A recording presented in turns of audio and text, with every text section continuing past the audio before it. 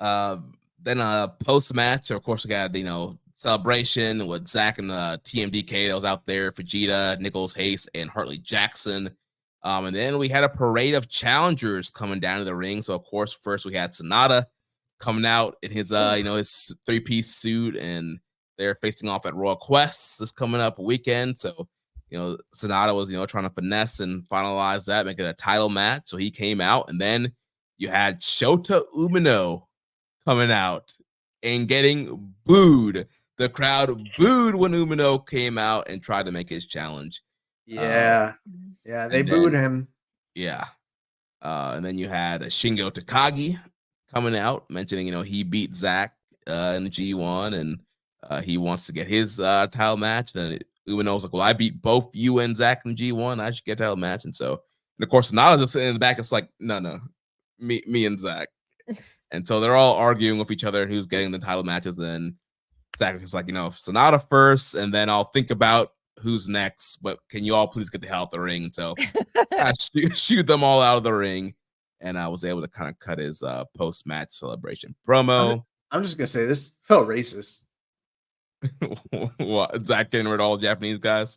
Every time there's a domestic star who's the champion who wins, nobody comes, you don't get like 4 or 5 guys coming out to challenge him. A white guy wins, everyone's out there. They did it with Jay White. Now they're doing it with Zack. The trend continues. I don't like it. It's not right. So I had a question here from Les Commission 7252. Now that the crowd has denied Shota, are we getting heel Shota next year?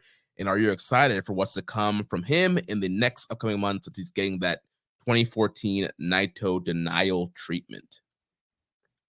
I need Shota to figure out who the hell he is first, because it's I know they want to push him as the guy, as the new ace. He is the self-proclaimed new ace, as we've all learned. But when you're standing in a ring with the winner of the G1 / the new champion and 2 other guys who are previous world heavyweight champions, he doesn't read the room.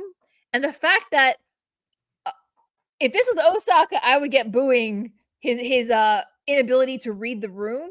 But the fact that this happened at Sumo Hall, I was like, they really don't want him here. Yeah, they don't want him. They really don't want this. And that for me, as somebody who is a fan of Shota, it's kind of hard. It was kind of very uncomfortable to watch. I had like a nervous laugh when it happened. So I was just like, what is this? And I know that they're trying to make the whole I beat you in the G1, but he hasn't proved himself enough to be like, I need to be the one to challenge you for the title. You know how they say keeps coming out trying to get a shot, and everyone's like, no man, later, babe, later. They say if you can make it in New York, you can make it anywhere. Well, I think in Japan, if you can make it in Tokyo, you can make it anywhere. But if you get booed in Tokyo, that is it. That is the home base audience in their number one key arena.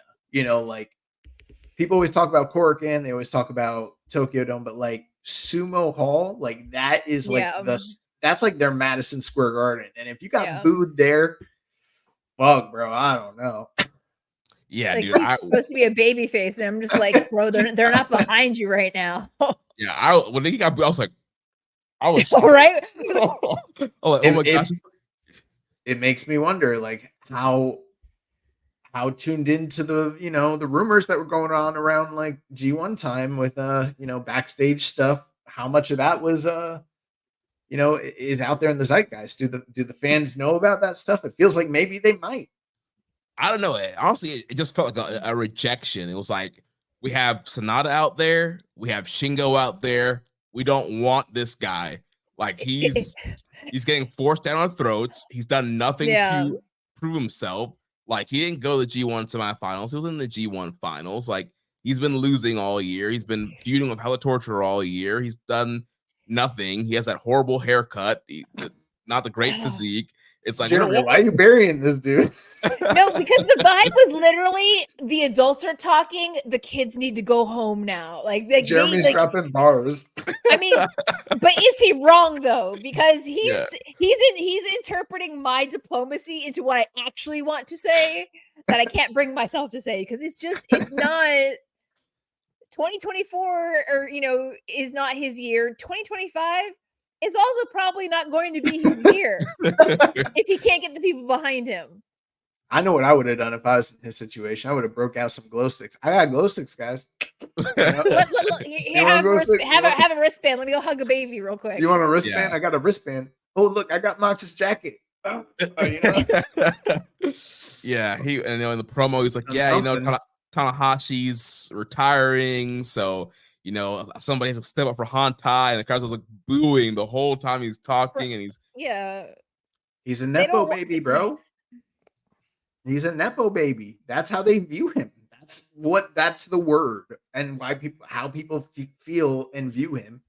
And I know the parasocial relationship with New Japan wrestlers and their audience isn't quite the same as maybe it was, like, say, in the UK scene, but it's definitely more than what we see in the West with the sponsor culture and everything. People talk, people learn things, people hear things. There is a sentiment backstage that is held widely. We don't talk about it on the air here, but it's not a secret. All you got to do is go out and, do some digging. There are feelings that people have legitimately behind the scenes about Shota Umino. And I feel like that has permeated its way into the audience. And that combined with the booking, combined with the lackluster performances, and combined with everything else, I think it's a perfect storm for the man got booed in their fucking MSG. That's terrible. I just don't understand why he didn't try to do this when they're all in the UK on Sunday after Zack and SANADA have their match. I feel like they're trying to shoehorn him in, and it doesn't feel organic. You know what I'm saying? Like, it's like Takagi, I get, because Takagi's a proven main eventer. Him versus Zack at the Dome, sure, why not? Certified banger, it'll be great. But when I think of the possibility of Shota Umino main eventing the Tokyo Dome, I'm just like, why? Like that Ryan Reynolds meme where he pulls his mask off, I'm just like, why though? Like I just it doesn't evoke anything other than this is not his time. It still isn't his time. I think some of that you gotta wonder about the booker making those decisions. I think part of it is because there are so many shows in the fall. They're just trying to place the breadcrumbs of who's coming up next, so that also New Japan will not advertise a title match really until it happens, until it's time for it to happen. And so they're not going to say, they normally won't go like, oh, well, the winner of Zack SANADA is going to face Umino next. They usually don't do that. So I think it's their way of saying, all right, Umino's next and then Shingo's next, kind of laying the breadcrumbs for the fall. But if he had did it in Royal Quest, it probably would have came off better because he is over in the UK. Did part of this incursion there. Like it probably would have gotten a better reaction had he challenged Zack after Zack beat SANADA, but it did not come off well here.